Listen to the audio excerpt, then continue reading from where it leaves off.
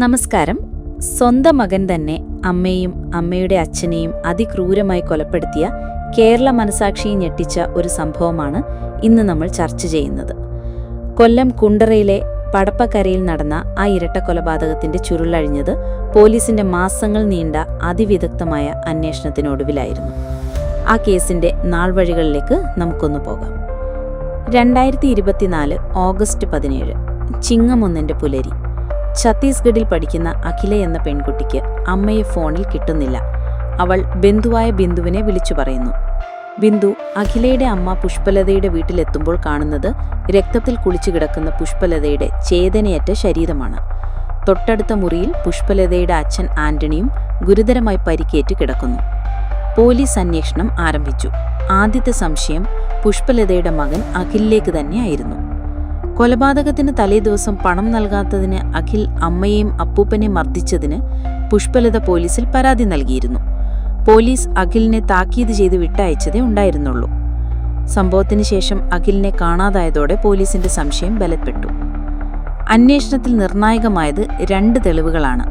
ഒന്ന്, കൊലപാതകത്തിന് പിറ്റേ ദിവസം രാവിലെ അഖിൽ അമ്മയുടെ മൊബൈൽ ഫോൺ കൊട്ടിയത്തുള്ള ഒരു കടയിൽ വിൽക്കുന്ന CCTV ദൃശ്യങ്ങൾ പോലീസിന് ലഭിച്ചു. 2, കൊലപാതകം നടന്ന് 4 ദിവസങ്ങൾക്ക് ശേഷം പുഷ്പലതയുടെ ബാങ്ക് അക്കൗണ്ടിൽ നിന്ന് ഡൽഹിയിലെ ഒരു ATMൽ നിന്ന് പണം പിൻവലിച്ചത് അഖിലാണെന്ന് പോലീസ് കണ്ടെത്തി. ഇതോടെ അഖിൽ കേരളം വിട്ടുവന്ന് പോലീസിന് ഉറപ്പായി. പിന്നീട് നടന്നത് രാജ്യം മുഴുവൻ നീണ്ട ഒരു അന്വേഷണമായിരുന്നു. ഡൽഹി, കുളു മണാലി, ഒടുവിൽ ശ്രീനഗർ. പലയിടങ്ങളിലായി ഹോട്ടലുകളിലും കടകളിലും ജോലി ചെയ്ത് പോലീസിനെ വെട്ടിച്ച് മാസങ്ങളോളം അഖിൽ ഒളിവിൽ കഴിഞ്ഞു. സോഷ്യൽ മീഡിയയോ സ്വന്തം ഫോണോ ഉപയോഗിക്കാതെ പോലീസിന്റെ കണ്ണിൽ പെടാതിരിക്കാൻ അവൻ പ്രത്യേകം ശ്രദ്ധിച്ചു. ഒടുവിൽ മാസങ്ങൾക്ക് ശേഷം ഡിസംബറിൽ ഹരിപ്പാട്ടെ ഒരു പോലീസുകാരന്റെ ശ്രീനഗറിലുള്ള സുഹൃത്ത് സൂപ്പർ മാർക്കറ്റിൽ വെച്ച് അഖിലിനെ തിരിച്ചറിഞ്ഞതാണ് കേസിൽ വഴിത്തിരിവായത്. ആ വിവരത്തിന്റെ അടിസ്ഥാനത്തിൽ കുണ്ടറയിൽ നിന്നുള്ള പോലീസ് സംഘം ശ്രീനഗറിലെത്തി അഖിലിനെ അറസ്റ്റ് ചെയ്തു. ചോദ്യം ചെയ്യലിൽ അവൻ കുറ്റം സമ്മതിച്ചു. പണം ചോദിച്ചപ്പോൾ നൽകാത്തതിലുള്ള ദേഷ്യത്തിൽ അപ്പൂപ്പനെ ചുറ്റിക കൊണ്ട് തലയ്ക്കടിച്ചു വീഴ്ത്തി.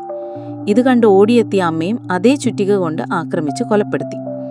പിന്നീട് യാതൊരു കൂസലുമില്ലാതെ വീട്ടിലിരുന്ന് ഭക്ഷണം പാകം ചെയ്ത് കഴിച്ച് TV കണ്ട് അമ്മയുടെ ഫോണും എടുത്ത് സ്ഥലം വിടുകയായിരുന്നു. നേപ്പാളിലേക്ക് കടക്കാനായിരുന്നു അവന്റെ പദ്ധതി. എങ്കിലും അതിനു മുൻപ് തന്നെ പോലീസ് അവനെ പിടികൂടി.